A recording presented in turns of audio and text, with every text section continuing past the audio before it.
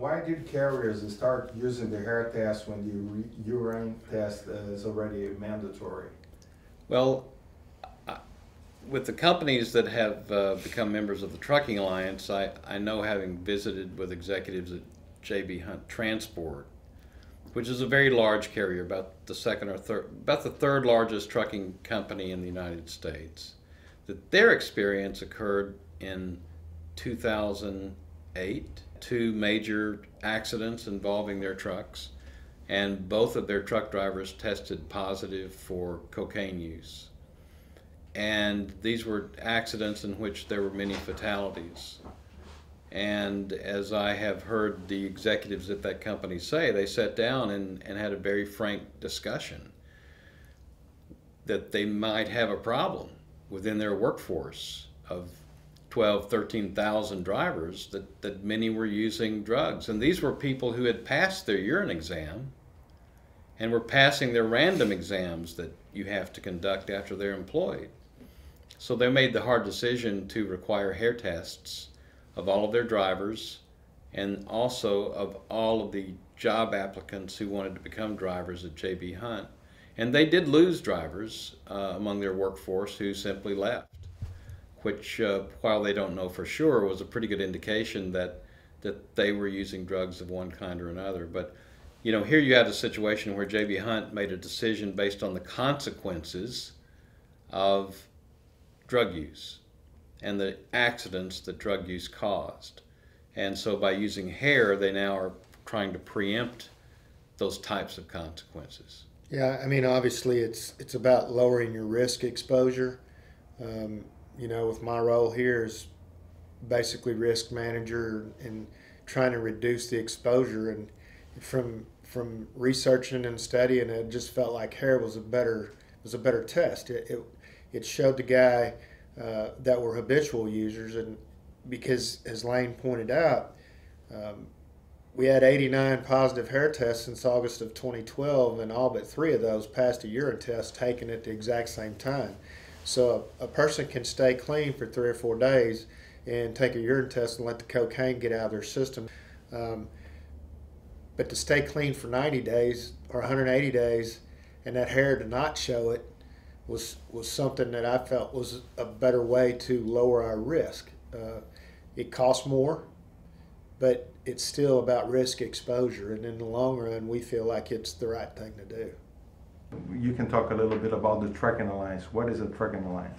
The Trucking Alliance was created in 2011 as a coalition of major freight transportation companies, not too many, a small group, specifically to advocate for particular issues that the companies believed needed to be adopted in our federal government. The first was to mandate electronic devices in the trucks that would track how many hours truck drivers have been operating their vehicle, because since 1938, truck drivers have been able to use a paper logbook. So that was one of the initiatives. The second initiative was to try and persuade our Congress to recognize hair testing as an alternative to doing a urine exam on all commercial drivers. Because today, if a trucking company wants to use hair testing, they must also go to the additional expense of using a urine exam. So we would like a law passed that would recognize both exams equally and allow trucking companies to use one or the other. And what about Maverick? Could you tell them a little bit about your company? We're primarily open deck, flatbed, specialized, 1,550 power units, probably close to 2,400 trailers. We operate in all 48 states and Canada. Mm-hmm. We do have trailers that go into Mexico, but we don't take power down there. Largest flat glass carrier in the United States. We haul big plate glass on specialized trailers. We do have a temp control division. It's rather small. It's got about 160 units in it. So we're diversified in the fact that we have different jobs for different folks. And when did you start to use the hair test, and what kind of results did you obtain with that? I started hair testing in August of 2012, and I get asked a lot about why I did it. And the reason I did it is because I wanted to lower our risk exposure from a company standpoint overall. It was my title, my job is safety and driver training, but I'm pretty much a risk manager. I try to levelize the risk and eliminate what I can. Since August of 2012, we've conducted about 4,000 hair tests, just a few shy of 4,000, and we've had 89 positive hair tests. The interesting key, though, is of the 89 positive hair tests, only 3 of them tested positive on the urine test that was taken at the exact same time, which told me that you can mask a urine test or you can stay clean for 2 or 3 days, especially on a cocaine or an amphetamine or something. You can stay clean for 3 or 4 days, go pass a urine test. But the key to the hair test was to find the people that were using all the time, not just the person that uses it once, but the person that actually had a habit of it. So it's been very beneficial for us. It's a lot of cost. We have to run them parallel here in the United States. We have to do the hair. If the company chooses to do the hair, that's an additional cost on top of the urine because the government mandates that we do the urine. In fact, in a recent newspaper article, an executive with J.B. Hunt reported that since 2006, in all of the tests that they had conducted, they found that 3,845 people had passed their urine exam but failed the hair test. And here's the problem. J.B. Hunt Transport said to those 3,845 people, sorry, you cannot work for us. Well, they're probably driving for some other trucking company today because most trucking companies only conduct the urine exam. So I think it's really clear to the companies that use hair tests that it is the best way to identify people who are long-term drug users. And in an industry like trucking, whether it's in Brazil or the United States or Europe, you know, we as an industry put the public at risk every day.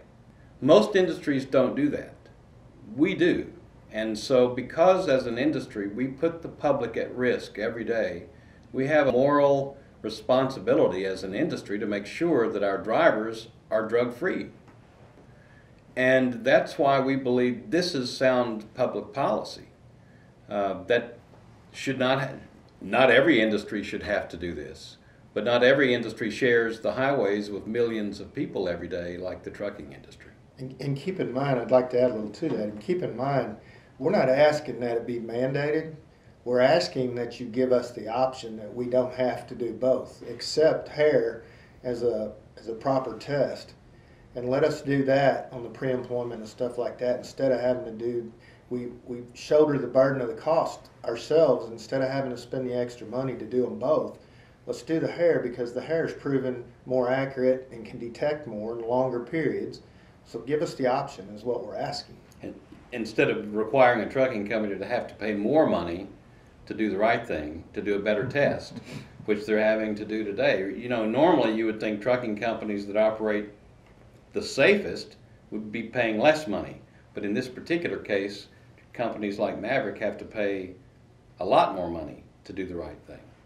What is the importance of the FACTS Act when it comes to increasing the hair test adoptions of the transportation companies? Well, Congress just passed the FAST Act late 2015, and it does recognize the hair test as an acceptable alternative.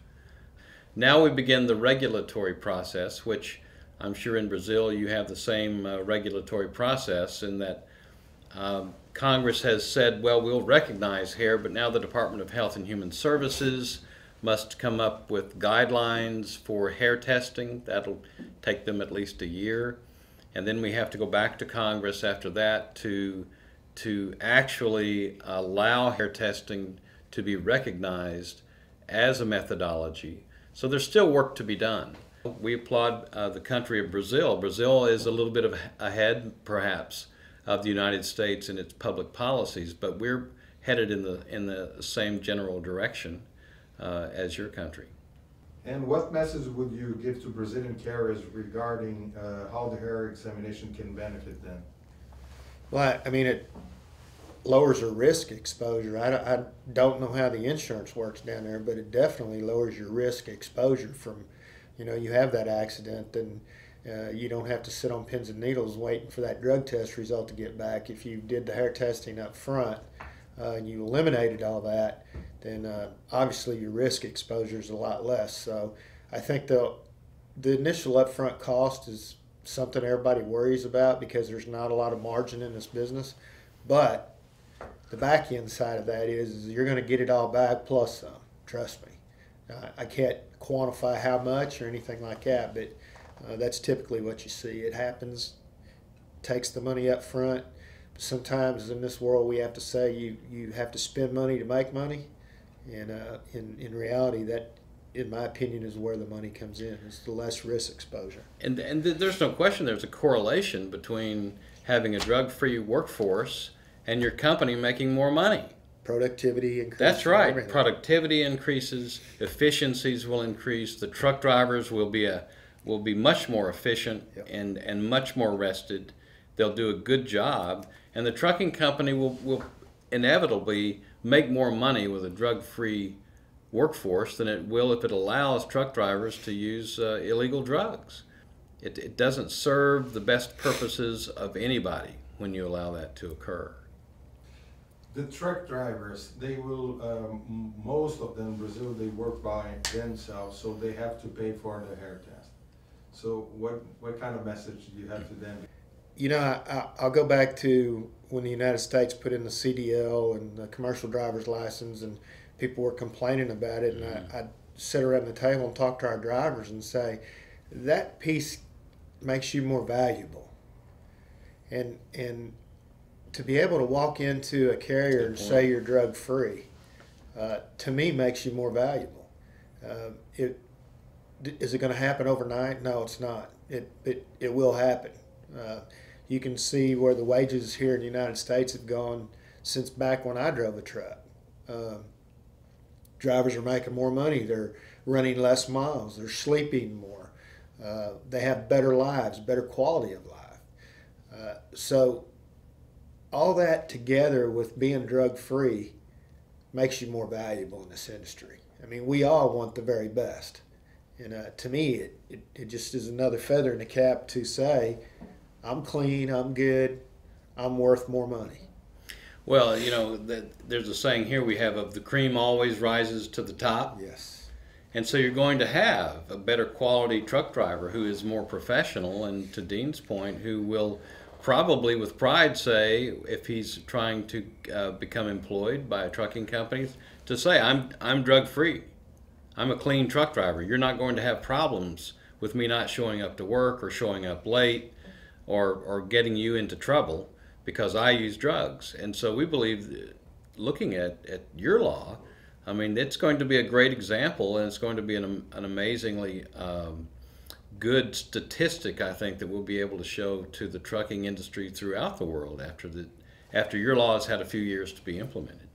The Trucking Alliance collectively, the companies within the Trucking Alliance employ collectively about 48,000 people, and all of the companies in the Alliance use hair testing, and their results are exceptional with respect to their profitability. Their driver turnover rates are lower, their accident rates are lower. Everything that you would look to as a benefit by using hair testing seems to be there when you look at these companies that are using the hair tests.